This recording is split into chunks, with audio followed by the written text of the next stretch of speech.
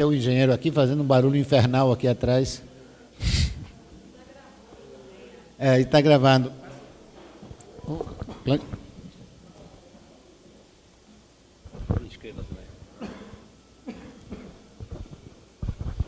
Na verdade, eu queria uma opinião da Procuradoria,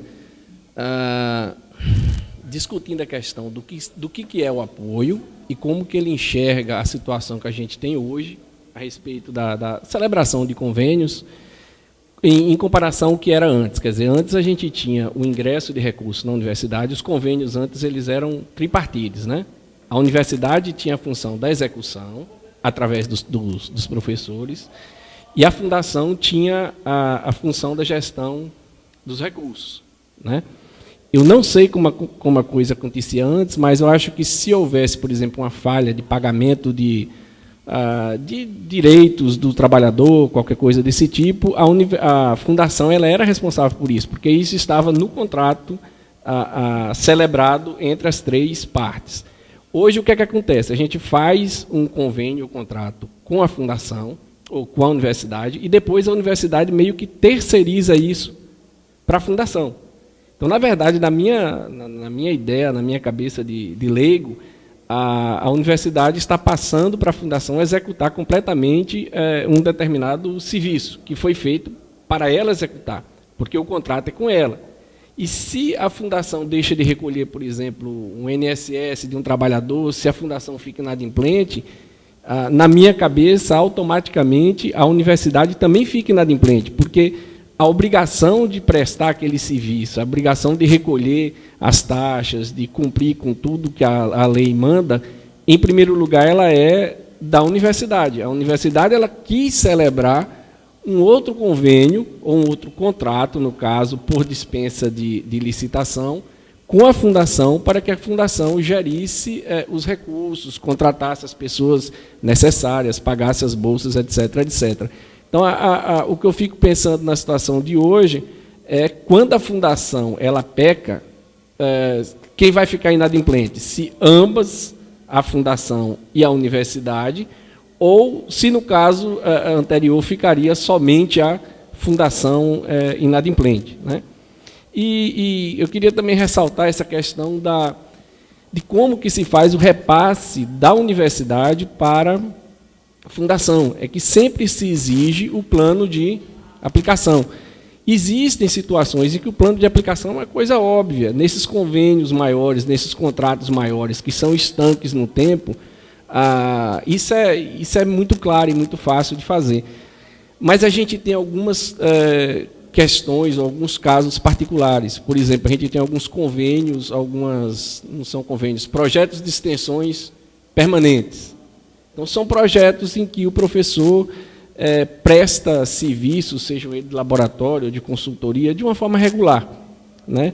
E creio, por exemplo, na Escola Politécnica, na minha experiência, eu não sou uma pessoa com grande inserção no mercado, mas eu faço por ano aí de 15 a 20 pequenos serviços.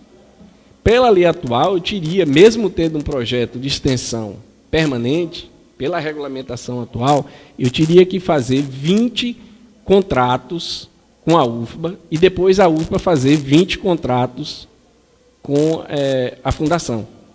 Para haver o repasse de recursos da universidade para a fundação, em cada uma dessas 20 vezes, que seriam 40 instrumentos, né, da pessoa que contrata a UFBA e depois da UFBA com a fundação, eu teria que ter um plano de aplicação, que é uma coisa extremamente difícil para quem trabalha com projeto de extensão permanente, porque a gente usa esse dinheiro para cobrir tudo. Despesas que seriam da universidade, despesas de custeio, material de consumo e coisas do tipo café, conserto de equipamento, no meu caso, do departamento como um todo. Então, é uma situação que fica extremamente difícil quando a universidade, e aí eu queria saber também se existe alguma lei que exige isso, quando a universidade chega e coloca uma regulamentação que, nesse plano de aplicação que eu faço, que eu não tenho como prever realmente as minhas despesas, para mudar um item desse plano de aplicação, eu tenho que submeter essa mudança de um item que seja de um desses 40 ou 20 contratos, eu tenho que submeter à congregação da universidade, que é uma instituição que já está completamente abarrotada de afazeres. Então, a gente cria uma situação que, com toda a boa vontade, eu acho que ela é impossível de ser executada no caso dos projetos de extensão permanentes. No caso desses projetos maiores, eu acho que eu acho que a gente até que pode trabalhar com problemas na execução do serviço, mas a gente poderia trabalhar. Sandro, eu queria pedir só para poder passar a palavra para... Tá, tudo bem. Então, é essa questão de comparar os dois modelos de contrato e se existe na lei algo em que, para a mudança do plano de aplicação, a gente tenha que submeter essa mudança a uma instância tipo congregação da unidade. Pedi, então, o professor Cálide e o professor Joviniano, a primeira leva de... Depois tem o professor Marrebal e a professora Cláudia. Eu fiquei muito feliz de ouvir as palavras do professor Pinguelli aí. Ele mostrou a realidade da UFRJ, que a nossa não é muito diferente. Eu só diria, professor, complementando, que a UFRJ ela é sensível a isso. Os conselhos superiores são sensíveis a isso. Ou seja, há uma pressão externa para tolir a universidade. Localmente, os nossos próprios conselhos também jogam contra essa autonomia universitária, jogam contra essa agilidade. Então, aqui nós temos uma situação que é pior, porque além de ter as amarras externas, como o procurador diz, não fazem muito sentido, muitas delas, ainda tem as amarras internas, questões até ideológicas, como a professora Tânia falou. Então, o problema aqui é um pouco maior. Pelas colocações aí do doutor Roberto e da professora Tânia, que tem muita experiência, como ela falou, se eu fosse racional, eu parava de trabalhar. Como ainda sou um pouco emotivo, vou continuar fazendo os projetos, vou continuar fazendo pesquisa, mas, claramente, é impossível a gente competir com um advogado que estudou tudo na lei, que sabe toda a lei. E que, aí eu faço a pergunta ao doutor Roberto, essa aplicação da lei não está sendo parcial? Ou seja, não está olhando só algumas leis, não outras? Eu não sou entendido de lei, de todos esses números aí que foi dito, mas a Constituição, pelo que eu me lembro, ela fala lá que o serviço público tem que ser eficaz, tem que ser eficiente, tem que promover o bem público. Nesse momento em que um procurador, um advogado, chega e diz, não, você feriu a lei tal, assim, assim, assado, portanto, tem que ter a nota fiscal do palito de dente. Ele não está ferindo a Constituição quando não está promovendo a eficácia da universidade, promovendo que os doentes sejam curados, que as pesquisas sejam realizadas. Não há uma leitura muito pequena e esquecendo das cláusulas maiores, das cláusulas de que nós somos funcionários públicos e devemos ao público dar uma satisfação, ser eficiente, fazer as pesquisas, atender os alunos, atender os doentes. Por que os procuradores só olham os detalhamentos da lei, não olham a lei maior? Essa é que é a minha pergunta. Será que ele estaria sendo negligente? Será que ele está sendo faltando com a lei quando ele diz, olha, em prol do benefício público, vamos tratar desta maneira? O senhor mesmo deu um exemplo aqui. O senhor disse que não precisa todo o dinheiro passar pela universidade, pode passar pela fundação. E por que não simplificar e dizer, se para a universidade, para os pesquisadores, para a sociedade, passar o dinheiro pela fundação é mais eficaz, por que exigir, se há essa possibilidade? Né? Khalid, só para dar tempo, professor, tá, a última pergunta, tá? A última pergunta é... será que os procuradores não estão sendo muito além quando procura dizer o que é apoio e o que não é apoio? Por que não perguntar a nós, que somos diretamente envolvidos? E digo mais, eu estive lá com o senhor nos apoiou bastante, eu fui lá procurar. E por que quando chega um projeto, não vê de livre e espontânea vontade da procuradoria, olha, o caminho não é esse, o caminho é esse? É sempre uma negação, nunca há uma orientação, dizer como fazer melhor.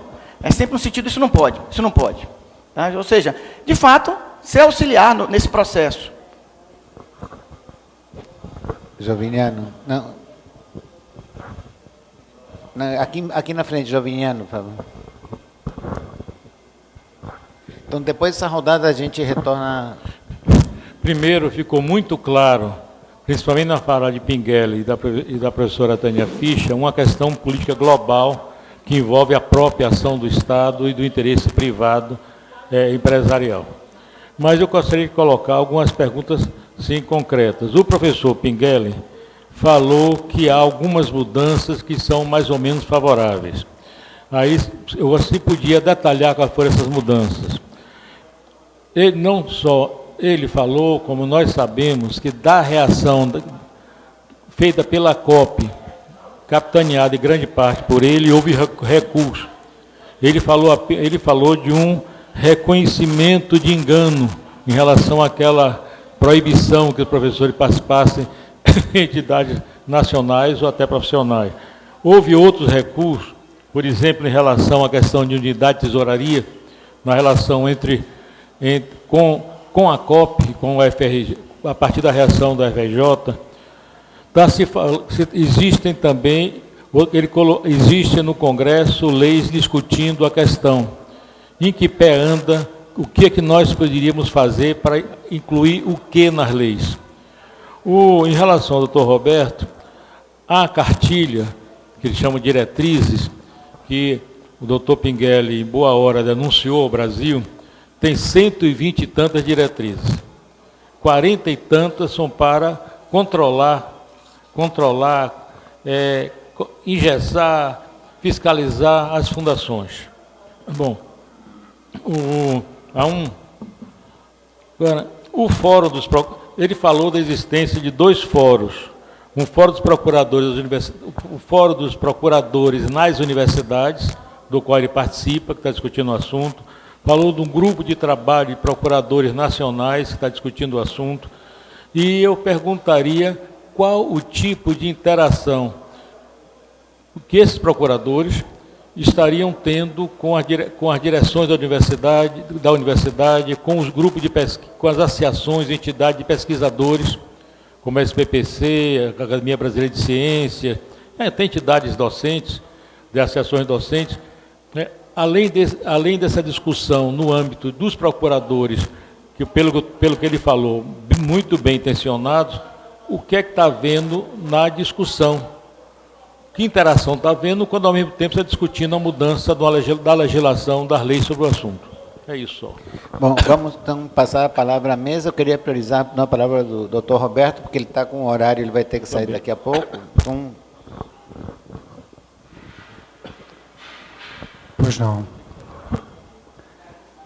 Se eventualmente eu me escapar alguma pergunta, eu peço que vocês me rememorem, vou tentar ser breve.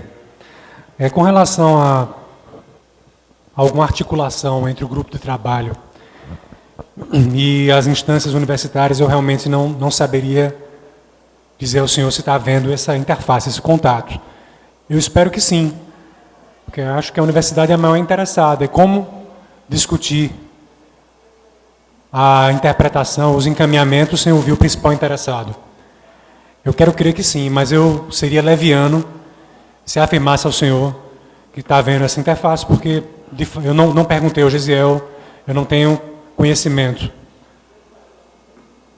Desculpe, a outra pergunta mesmo que o senhor fez?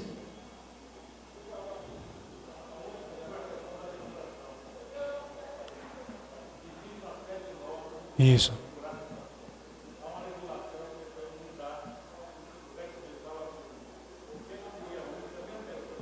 Certo. Pronto, eu vou inclusive deixar, em razão do tempo, vou deixar para o professor Pinguelli comentar acerca disso. Sim, professor, qual mesmo o seu nome? Khalid, né?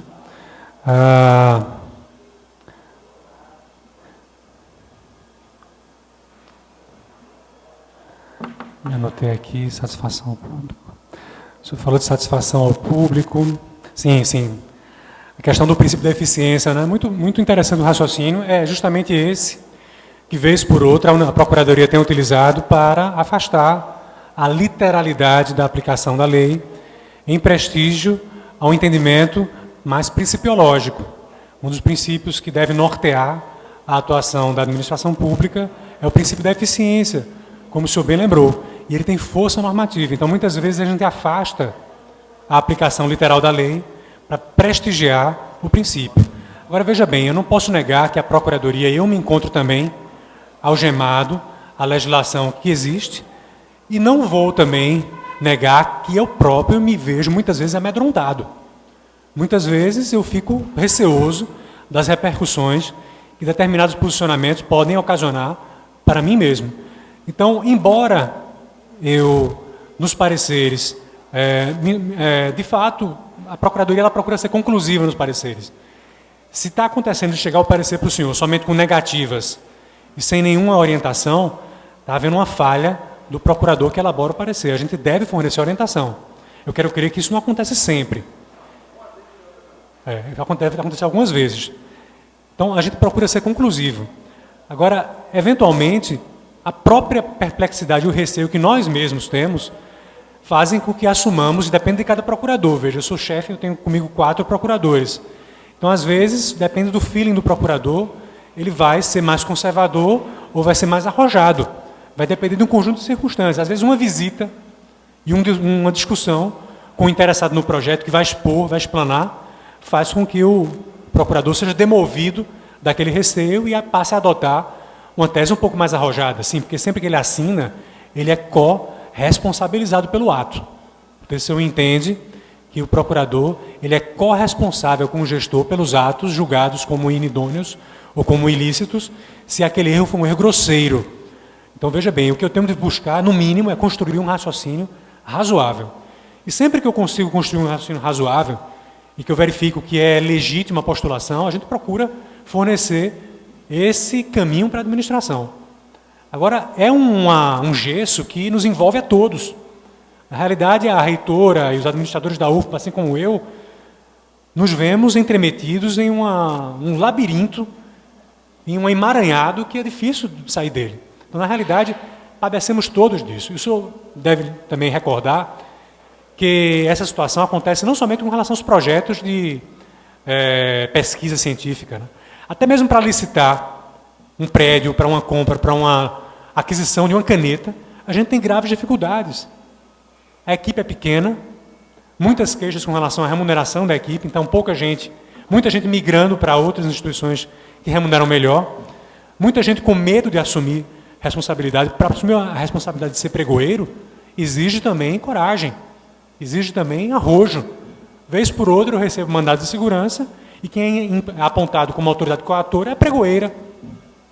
Então, veja, há um receio de assumir postos que envolvam responsabilidade. Então, isso é uma patologia que nos alcança a todos. Agora, também é interessante a gente colocar isso num contexto um pouco mais amplo. Claro que o direito, assim como a linguagem, é fruto da cultura na qual a gente está inserido. A gente herdou uma tradição lusitana, espanhola, de um direito burocrático, e de um direito que parte, lamentavelmente, do pressuposto de que todo mundo está agindo de má fé. Diferente, por exemplo, do paradigma do direito norte-americano, ou do direito europeu, uma parte do europeu, que parte do pressuposto da boa-fé. Então, na realidade, nós somos herdeiros dessa cultura. Para mudar uma cultura, é necessário pertinácia, é necessário uma pedagogia que leva anos. Então, uma tarefa pedagógica de todos nós, uma reflexão da sociedade brasileira para mudar esse paradigma, para que passe a ter e assumir a boa-fé, e não a má-fé. Na lei fala assim, né, que ninguém é culpado, é assim que fala a lei penal, até que seja provado, né? Todos são inocentes, né? É a presunção da inocência. Mas, na realidade, me parece que... Eu nem vou falar o que eu ia falar aqui, professor. Foi censurado. Eu nem vou falar o que eu ia falar aqui. Então, me parece que isso tem que ser levado em consideração e que a satisfação ao público, professor, não pode ser vista como satisfação ao público genérico, aos 180 milhões de brasileiros, ou 190 milhões. O público, a gente vive uma democracia representativa. Ele se faz representar, ele tem representantes ora eleitos, ora aqueles que são designados pelos representantes eleitos para fazer a fiscalização. O Tribunal de Contas, por exemplo, ele auxilia o Poder Legislativo no seu mistério fiscalizatório. A CGU também. Então, a CGU, quando atua fiscalizando as entidades, na realidade, ela está desempenhando, por mandado, o papel de fiscalização. Então, é como se o cidadão estivesse fiscalizando. Ele o faz através dos órgãos de controle. Se a gente quer mudar isso, a gente precisa mudar a nossa cultura e mudar a legislação, inclusive nessa ordem, porque senão o risco que há é de a gente ter um retrocesso, e de a legislação ela não encontrar eco e de se tornar uma lei que não tem eficácia. Com relação às perguntas do professor Sandro, acho que falou alguma coisa com relação a instrumentos bipartite e trispartite, não é isso? Foi uma das questões. Na realidade, a posição da Procuradoria, eu falo pela minha Procuradoria mais uma vez, não tem sido, não temos fechado a porta, quer a sistemática bi, quer a tripartite. Admitimos as duas. Sempre que há uma relação bipartite, recomendamos, uma vez que a relação, por exemplo, entre Petrobras e UFBA. Então, claro que uma relação bipartite, muitos dos regramentos inerentes à intimidade entre a relação da UFBA com sua fundação de apoio não vão constar daquele instrumento bipartite entre Petrobras e UFBA. Não faz sentido. Ainda quando a fundação figura como interveniente. Tem questões muito peculiares da relação entre a universidade e a fundação de apoio, boa parte delas prevista no decreto 7423, que não cabe nesse instrumento, que muitas vezes, diga-se de passagem, é elaborado pela própria assessoria jurídica da Petrobras. Então, em paralelo a esse instrumento bipartite, temos recomendado que se faça um outro instrumento, esse destinado tão somente a reger a relação entre UFBA e Fundação de Apoio, estabelecendo aquelas regras previstas no artigo 74, no decreto 7423, que porventura não tenham sido, até mesmo por não caber, no sentido lógico do termo, não haver sentido em que fossem contempladas pelo instrumento bipartite. De fato, há uma ligeira preferência pelo tripartite, porque já evita a construção desse outro instrumento. Mas não há nenhum impedimento. Sempre que vem um instrumento bipartite que passa por minhas... Eventualmente, professor, somos 4, 5 procuradores, pode escapar e passar alguma coisa exigindo o tripartite. Mas eu quero dizer ao senhor e afiançar com segurança de que a nossa posição não é refratária ao bipartite.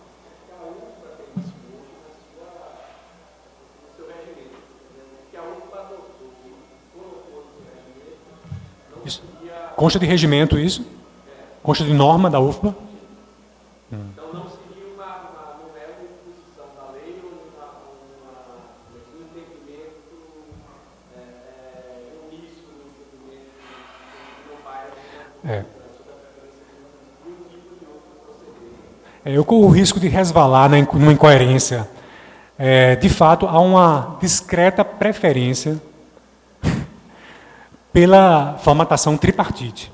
Agora, eu não vejo impedimento no bipartite, desde que, em paralelo, se construa um instrumento que venha a regular a relação entre a universidade e a fundação, dispondo sobre aqueles dispositivos que, face à sua especificidade, não foram contemplados no instrumento bipartite. Eu acho que seria viável. Houve uma outra pergunta, professor?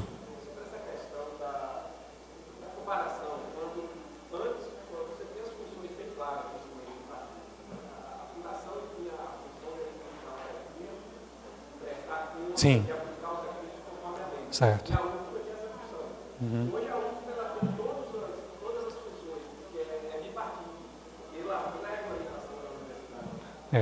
Eu precisaria refletir um pouco mais sobre o assunto, mas me parece, em qualquer caso, a UFBA, mesmo no tripartite, ela seria, ao fim e ao cabo, ela poderia ser responsabilizada por um débito, vamos supor, previdenciário da fundação. Vamos lembrar que a fundação ela é uma fundação da UFBA. Ela apoia a UFBA. E ela é da UFBA, em um certo sentido. Então, veja bem, o que acontece? Por exemplo, a gente tem um problema com o hospital universitário, um problema que é compartilhado por muitas universidades Brasil afora. Se, eventualmente, a conta se tornar impagável pela fundação, o senhor não tenha dúvida, quem vai ter que assumir esse passivo é a UFBA. Então, me parece que, primariamente, a responsabilidade continua sendo da fundação, ela dá o apoio. A responsabilidade primária é dela. Agora, subsidiariamente, em qualquer caso, a UFBA seria responsabilizada também. Daí, as cautelas que se adota para que, efetivamente, sejam cumpridas, a legislação seja cumprida, para evitar essa responsabilização.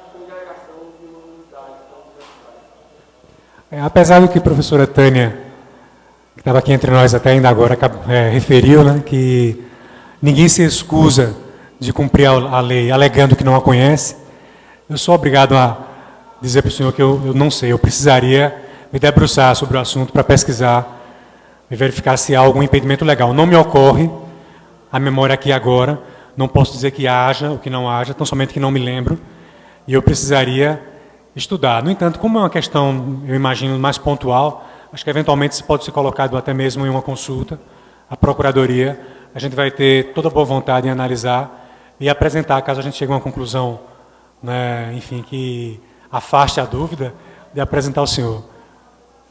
Muito obrigado a todos pela paciência, espero não ter decepcionado a muitos e espero que a continuidade aqui seja muito proveitosa para vocês. Então, boa tarde.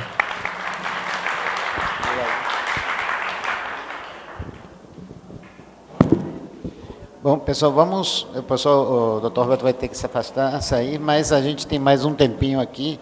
Estava sugerindo que a gente, por conta da cidade está muito engarrafada, e o professor Pinguelli tem que pegar o aeroporto, eu sugiro que a gente leve no máximo mais uma meia hora para a gente poder concluir. Eu queria, só antes de passar para o professor Pinguelli, eu queria, Sandro, de repente, refletir sobre o que você está colocando.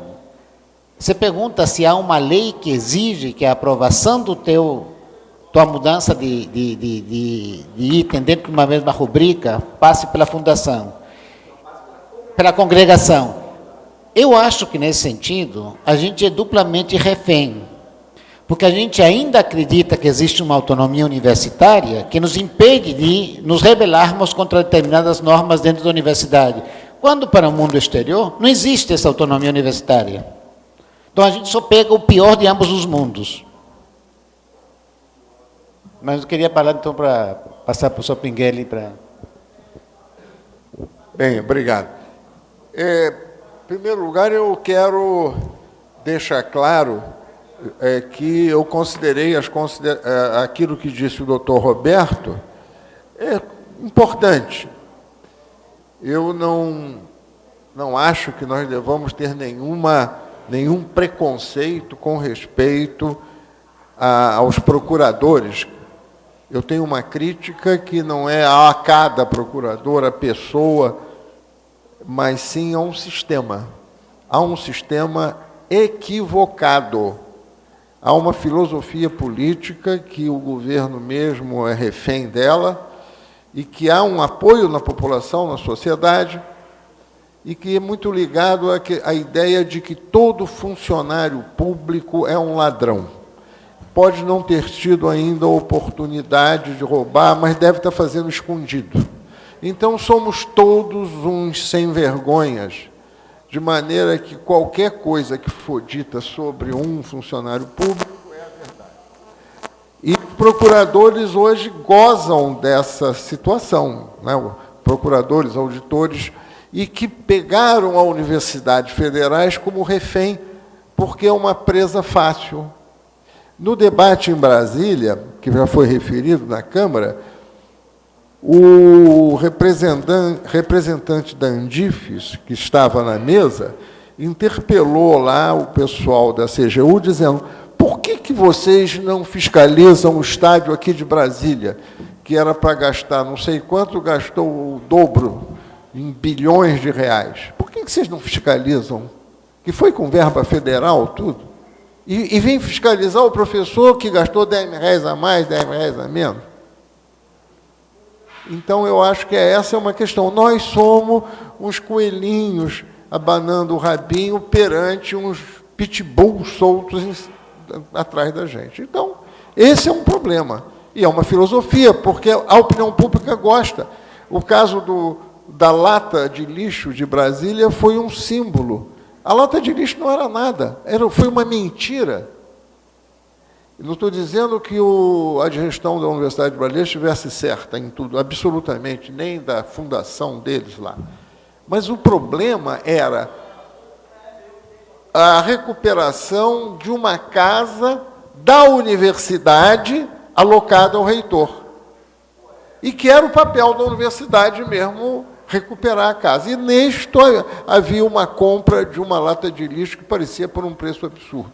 E foi imputado ao reitor, e saiu em todos os jornais repetidamente, que ele estava gastando o dinheiro da universidade para arrumar a casa dele, privada, o que seria um roubo. Imagina um de nós pegar o dinheiro daqui e gastar na sua casa, para embelezá-la. Não é a mesma coisa. O caso dele era mais semelhante ao Lula recuperando o palácio, que foi recuperado, gastou-se uma fortuna para recuperar um palácio daquele tamanho. Mas era obrigação do governo manter o palácio, porque o palácio não é propriedade privada, é uma propriedade pública que tem que ser mantida.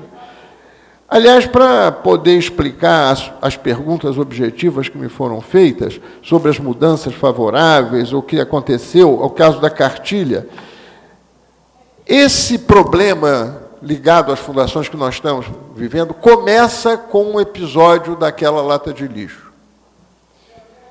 Eu tive a oportunidade, por convite, por uma reunião organizada pelo então presidente da SBPC, que é o atual ministro de Ciência e Tecnologia, Marco Antônio Raupp. Ele era presidente da SBPC e fez uma reunião pouco após aquele episódio lá de Brasília, com a presença do Lula, do Sérgio Rezende, ministro de Ciência e Tecnologia, e do Haddad, atual prefeito de São Paulo, que na época era ministro da Educação.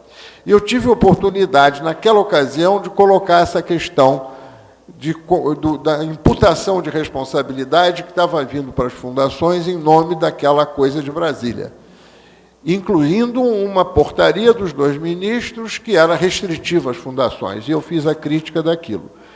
Em função disso, nós tivemos muitas reuniões, e o que se verificou é que foi o Ministério da Educação que foi ao TCU pedir restrições às fundações. O Ministério da Educação. Ele é que foi pedir. O Haddad começou essa via crucis, por aquela confusão lá de lata de lixo. Bom, nós brigamos contra isso, no caso lá da universidade, o tempo todo.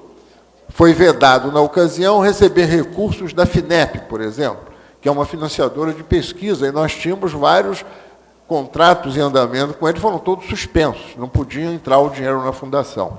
Isso foi resolvido por uma medida provisória do Lula. Pouco antes dele deixar o governo, ele fez uma medida provisória e que anulou a decisão do TCU. Foi um passo positivo este. Pouco tempo depois, veio, de um lado, o problema da cartilha, e, de outro lado, na lei que surgiu a partir da greve dos professores federais, das universidades federais, um dispositivo colocado que o professor, em dedicação exclusiva, não poderia receber mais um tostão de coisa alguma, exceto herança de família, coisa assim. Mais ou menos assim a frase. Nós brigamos contra isso muito e conseguimos reverter na penúltima hora, e isso foi mudado. A lei não saiu com isso. Saiu com umas outras coisas negativas, mas não isso. Que vedaria, por exemplo, um professor fazer um projeto que sirva a uma empresa e, através da remuneração, como nós fazemos lá na COP, a remuneração é da fundação sempre. O professor não pode ser remunerado diretamente por empresa alguma. Isso é considerado uma falta de ética grave. Ele só pode ser remunerado através da fundação. Então, sempre ela é intermediária. E a tendência lá é fazer projetos em laboratórios grandes, existentes, lá na própria universidade, no caso da COP. Bem, nós conseguimos resolver isso e veio em seguida aquela cartilha, que também tinha lá uma porção de bobagens. Inclusive, ali tem um caso curioso, que aqui foi dito. Há uma lei de 1960 e pouco, do tempo da ditadura, que eles chamam de unicidade de caixa da União, que todo o dinheiro, para qualquer coisa, deve entrar numa caixa única. Agora, essa lei sempre existiu, desde 1960 alguma coisa. Em plena ditadura, ela foi lá outorgada. mas não era aplicada, porque o próprio governo fez a lei das fundações, a lei de inovação tecnológica, o Mercadante foi lá dizer para a gente fazer aquelas coisas, o Raup também, quando ministro, e sempre, por décadas, se funcionou usando fundações ou algo parecido para esses recursos, que vêm das empresas privadas, ou estatais também, que são privadas, juridicamente. Elas são empresas de economia mista, com ações na Bolsa de Valores. Logo, elas têm um regime jurídico das empresas privadas. Embora as interpretações sejam variadas dos procuradores, mas isso é o formato jurídico.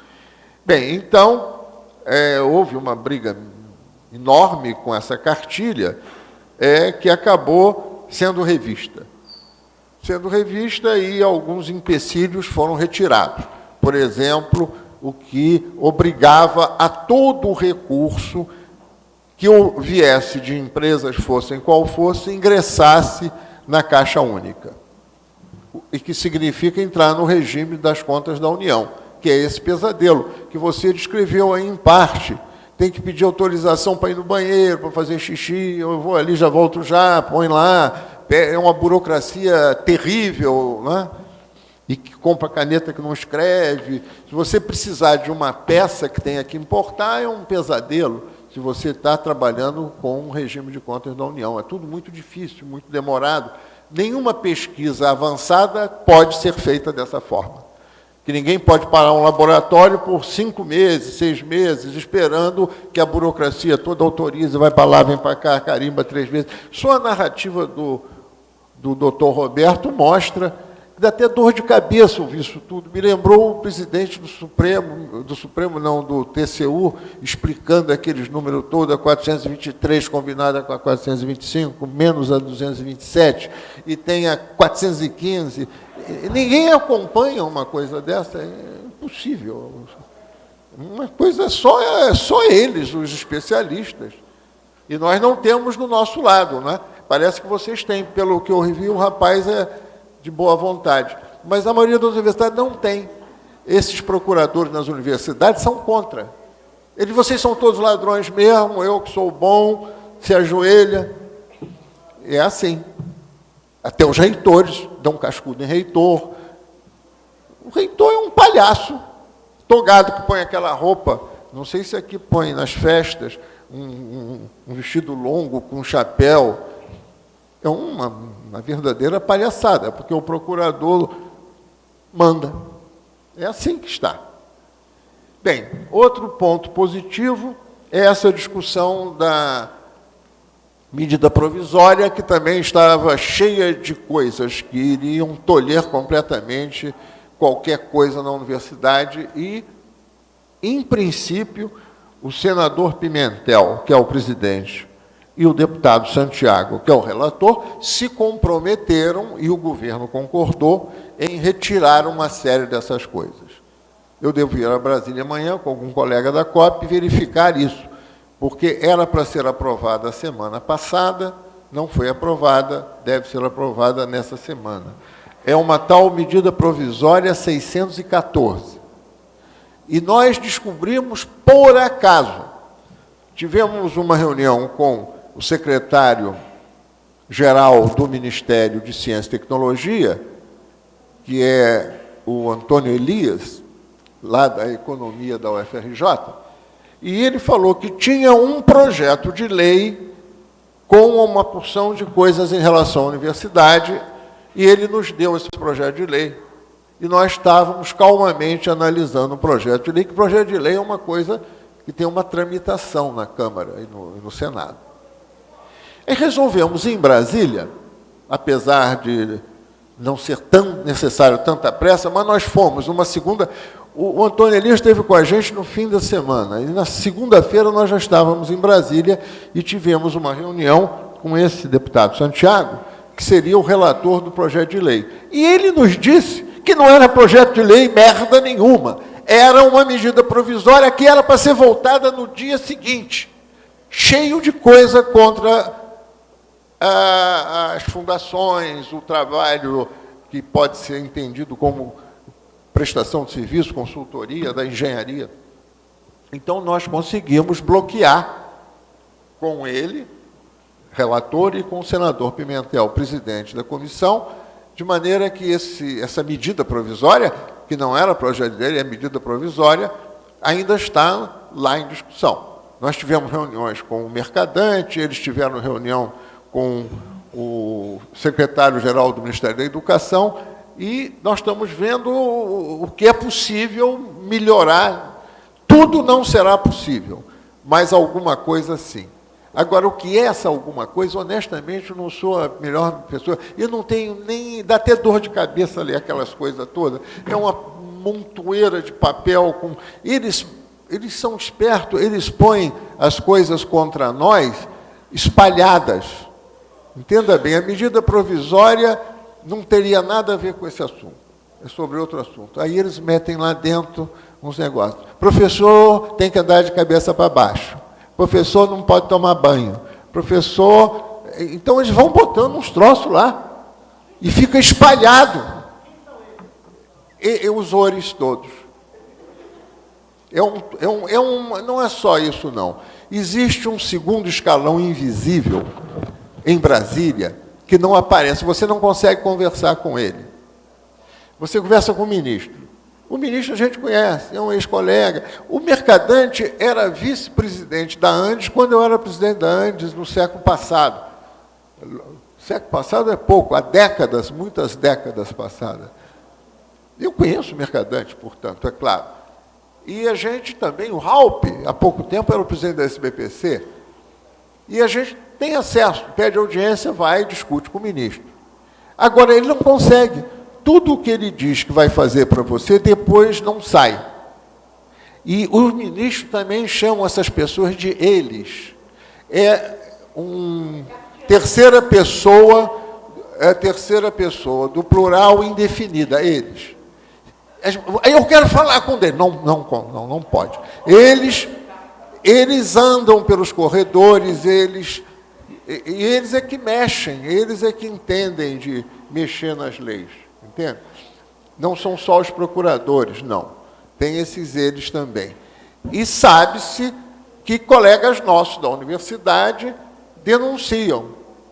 Não é? Que tem professor por aí que está fazendo um projeto com uma empresa privada.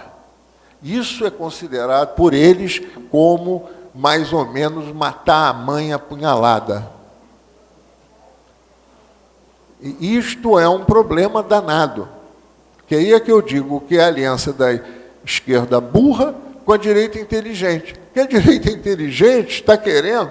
Tem um tal deputado, cujo nome até nós já conversamos, Arroio, sei lá o nome dele. Eu não vou ofender todos os Arroios que existem no mundo, mas é um nome mais ou menos assim. E esse deputado botou um projeto de lei que é para a Universidade Federal não poder dar curso que não seja regular de espécie alguma. Aquilo que a Tânia falou. Valdenor. O Valdenor. Ele botou... Para que está fazendo isso?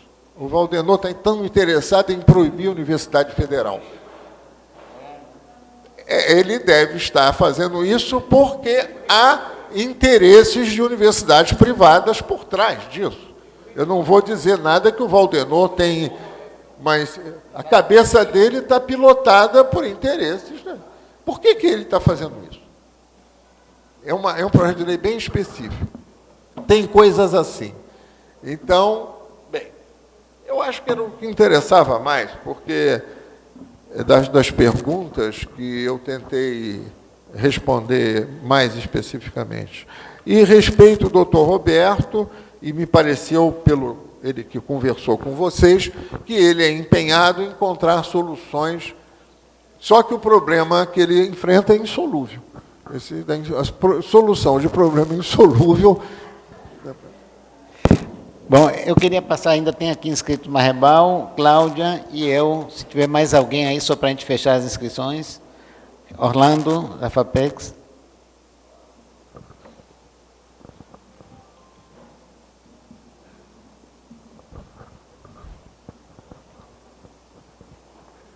É que teve várias perguntas, principalmente para a Roberta, para o professor Pinguelli também, que são coisas operacionais. Quem tem que resolver mesmo, melhorar aqui, melhorar ali, que é para conseguir sobreviver.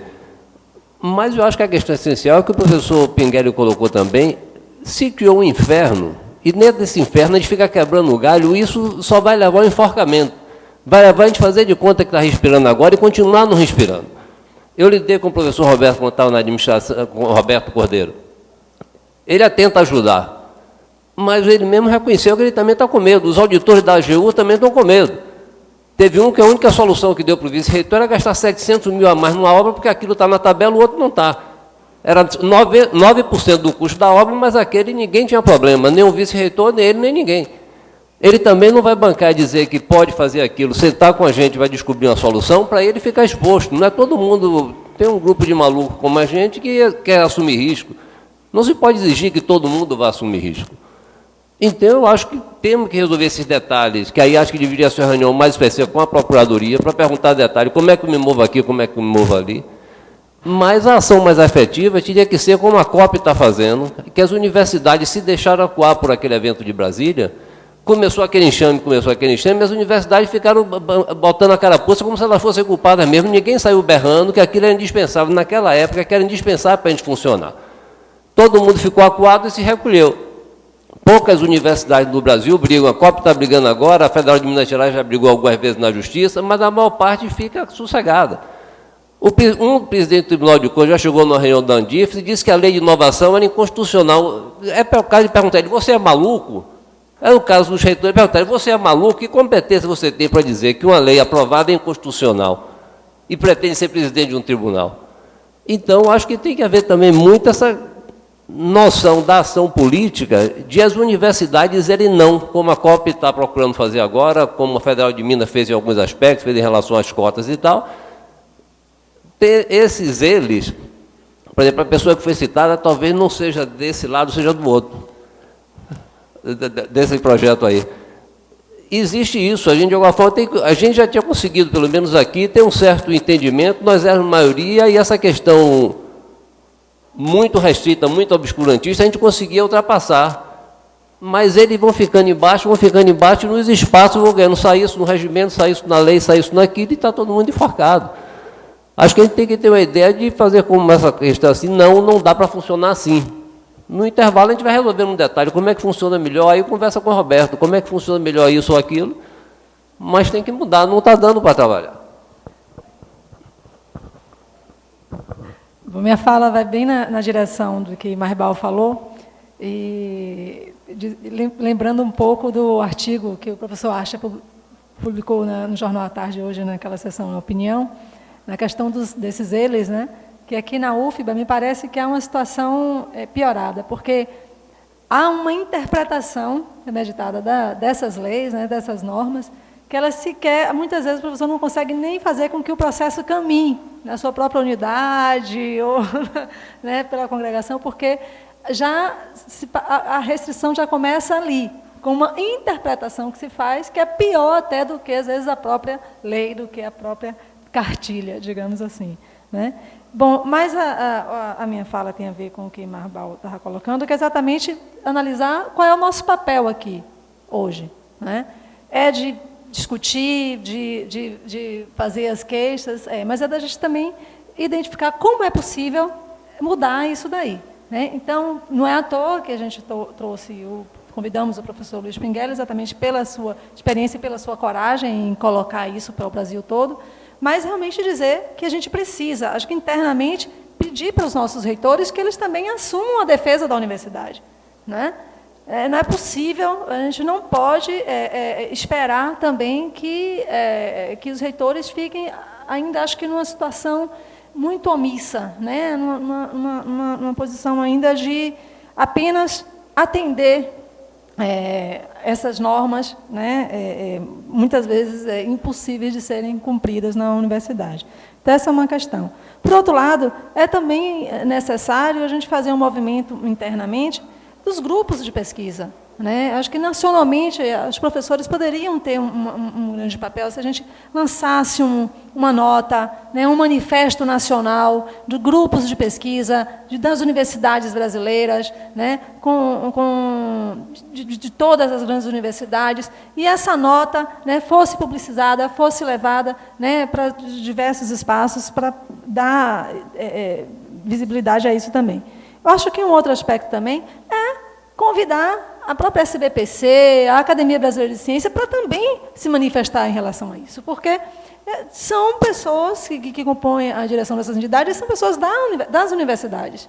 Né? E eles têm o conhecimento de que as universidades são as principais instituições, né, que produzem ciência, que produzem pesquisa nesse país. Então, é preciso também cobrar.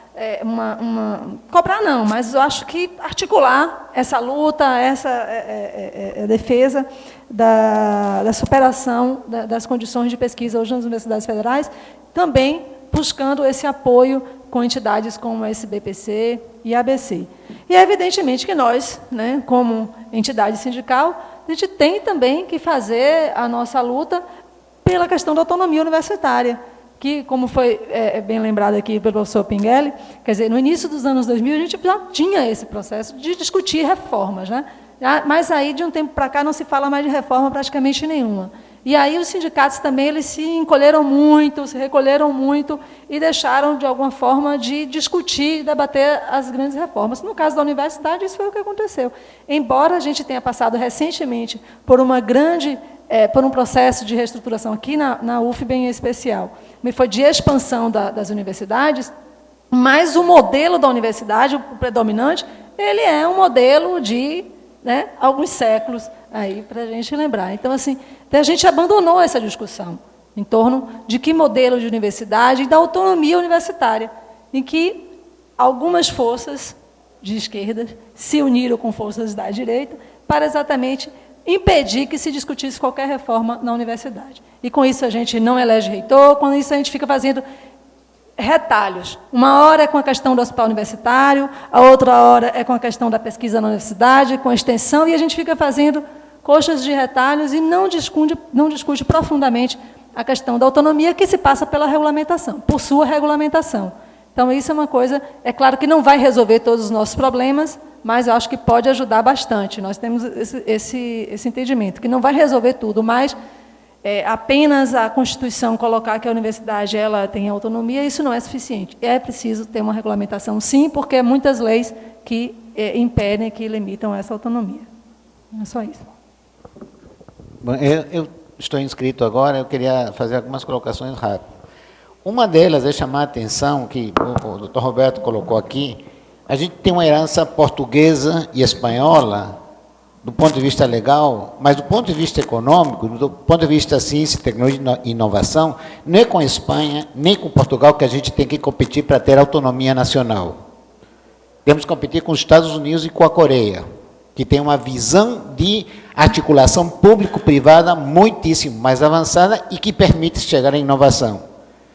É clássico da teoria da inovação que ciência e tecnologia se faz no laboratório, no caso do Brasil, na universidade, mas inovação exige interação com o prestador de serviço final, seja público, seja privado, quem tem contato com o usuário. E isso exige que haja uma articulação da gente, seja com instituições públicas, seja com a empresa privada, para poder gerar inovação. Na fala do Dr. Roberto, a sensação que eu tinha era daquele sapo dentro da panela que não sabe quando vai ser cozido, mas que a temperatura da água está aumentando. E isso exige algum tipo de ação. Eu acho que uma ação imediata, que a gente poderia já dar em termos de uma contribuição nacional, é fazer um debate público com o deputado Valdenor, que é aqui da Bahia, e que está sendo considerado um dos agentes mais perniciosos em cima da eliminação da capacidade de pesquisa da Universidade Brasileira. Talvez seja a nossa parcela, né, de contribuição para essa discussão nacional. O doutor Roberto saiu aqui, mas a gente tem um trabalho interativo com a Universidade Federal do Espírito Santo dentro de umas nossas redes de pesquisa. Ele citou o procurador da UFES como uma pessoa muito aberta e que diz, na universidade as coisas andam. não é o que os nossos colegas da pesquisa da UFES dizem, ao contrário. Dizem que lá está tudo muito mais parado, inclusive, do que a gente está aqui, que não sei como entender isso. A impressão, quando o procurador fala, é que as coisas, de alguma maneira, estão andando. Como? Aquele pesquisador do Rio Grande do Sul, com 99% de certeza de que uma pesquisa dele levaria a uma melhoria nas condições de tratamento de câncer hepático, foi e conseguiu um acórdão. Imagina se a gente vai ter que ir atrás e conseguir um acórdão para tocar cada um dos nossos projetos de pesquisa. Claro que tem uma saída, só que não é apenas a direção que é importante, é fundamental para a competitividade da pesquisa brasileira a velocidade de avanço da pesquisa. E você mata ela reduzindo a sua velocidade, não precisa fechar a porta, basta reduzir a sua velocidade, porque o concorrente anda e rápido e todo dia. E essa é uma questão que a gente precisa refletir com muito mais clareza. Bom, eu queria ter ainda escrito somente Orlando, não sei se tiver mais alguém para a gente concluir, que já estamos em cima da hora. Orlando, por favor.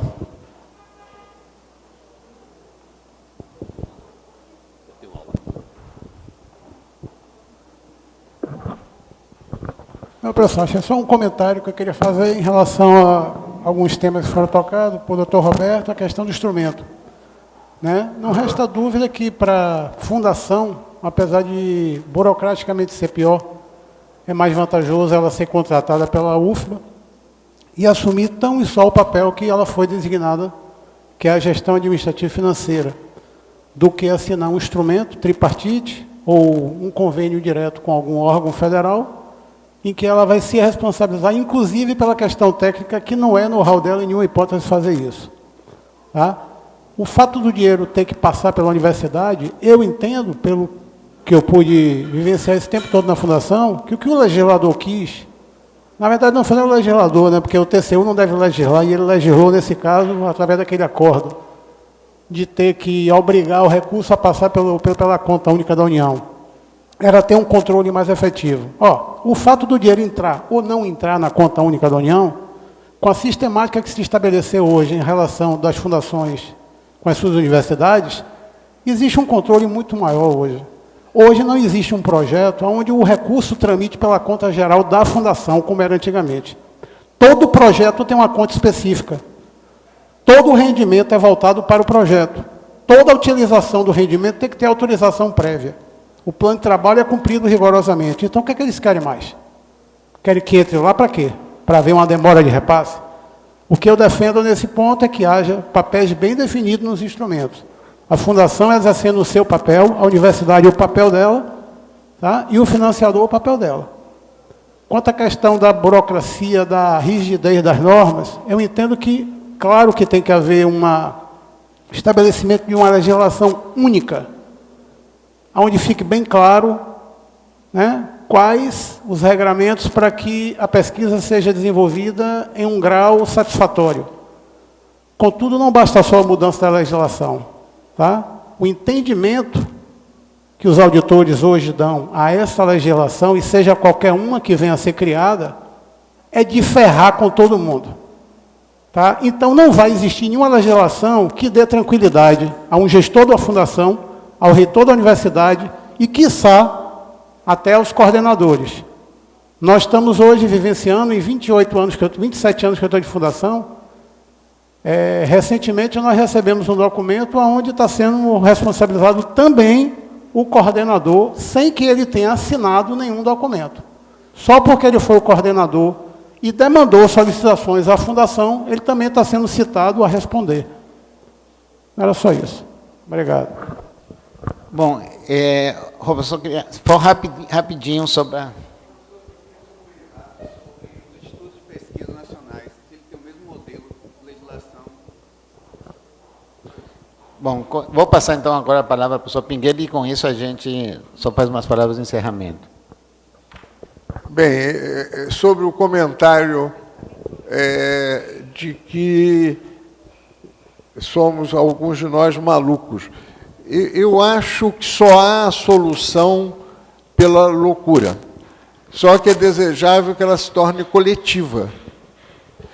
Eu acho complexo o que está acontecendo no Brasil com essas manifestações. Ela tem caracteres contraditórios, às vezes de esquerda, às vezes até de direita e até de fascismo misturado. Então, é um fenômeno complexo. Mas eu acho que a manifestação é muito importante. Eu acho que reunir quem se interessa pela pesquisa na universidade, pela relação com o setor produtivo, deve procurar se organizar. A SBPC é um canal para isso. Talvez a Andifes e também os políticos. Vocês aqui têm um governo forte, não é? O Jacques Wagner é um governador forte do PT.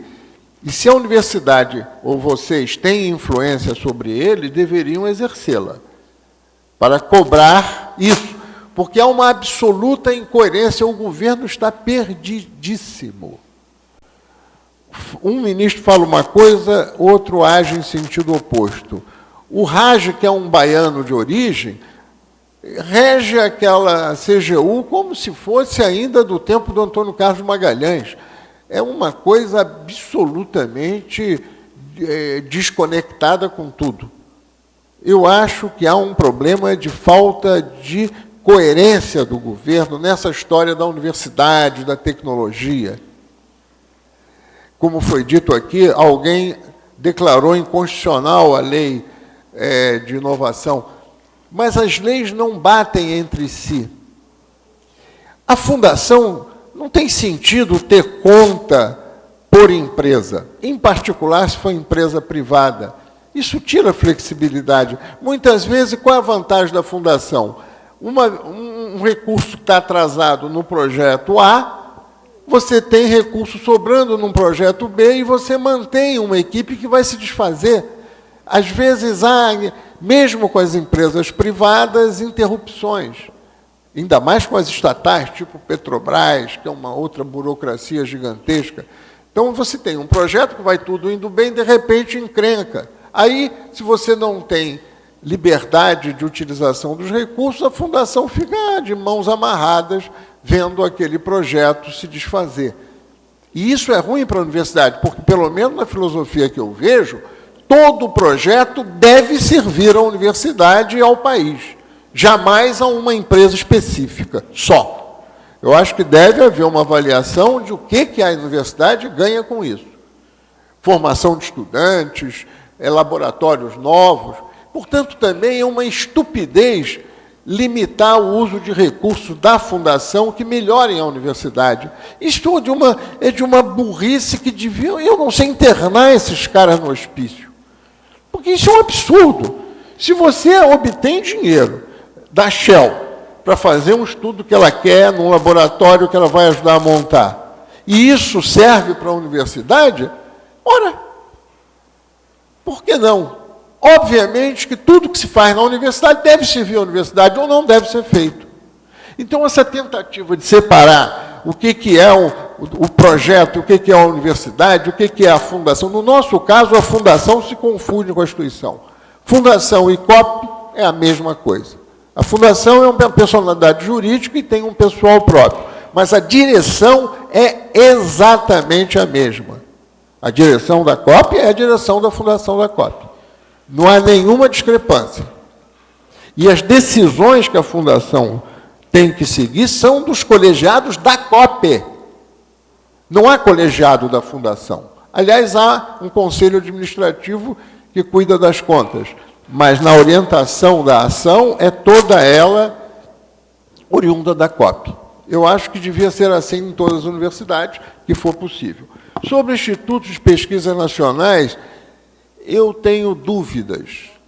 Eu estou perdendo um diretor no momento, nosso, dos mais importantes, para ir criar um instituto novo sobre oceanografia, portos, vias navegáveis. Eu não sei se precisava disso. Entenda? Pode ser que seja muito bom. Eu acho que o que se devia fazer era fortalecer as universidades públicas e não criar novos institutos. A criação de novos institutos devia ser feita em casos muito especiais. Pode ser que esse de oceanografia seja um caso muito especial.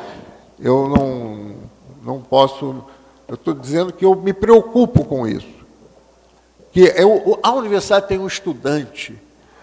O segredo do êxito da pesquisa científica e dos projetos tecnológicos é a juventude do estudante. Eu acho que os institutos, às vezes, acabam ficando estruturas estagnadas, enquanto que a universidade é empurrada, queira ou não, pelos estudantes.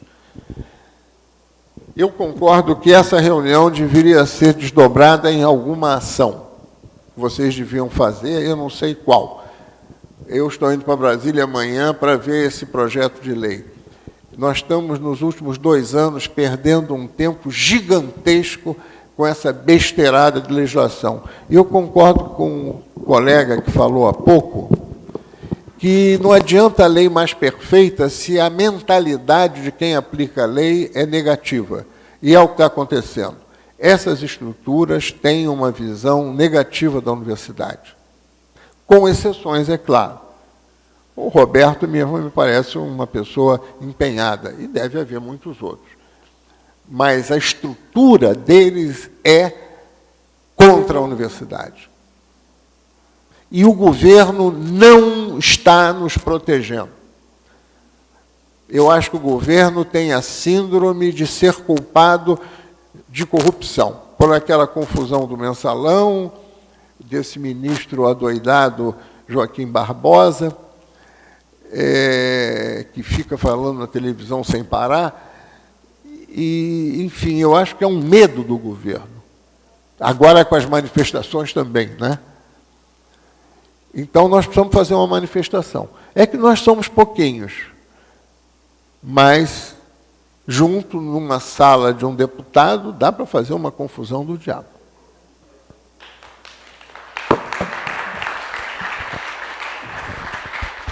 Pessoal, só para concluir, eu queria trazer uma lembrança. Hoje o Congresso Nacional discute a alocação integral dos recursos do pré-sal para a educação. Esses recursos, quando existirem, vão ser em grande parte devido ao trabalho de pesquisa que a COP desenvolveu com a tecnologia para chegar a essas profundidades de exploração de petróleo. Eu queria ainda lembrar que a PUB se coloca à disposição para colaborar e coordenar, se for o caso, esse esforço de agregação na busca de elaboração de proposições mais concretas. E eu queria já, Bira, você que é amigo de Valdenor, já que a gente já marcar um debate para entender o que está por trás dessas proposições que tem feito. Agradeço ao professor Pinguelli, na sua disposição, veio do Rio de Janeiro para nos orientar aqui nesse debate, e muito obrigado a todos os participantes.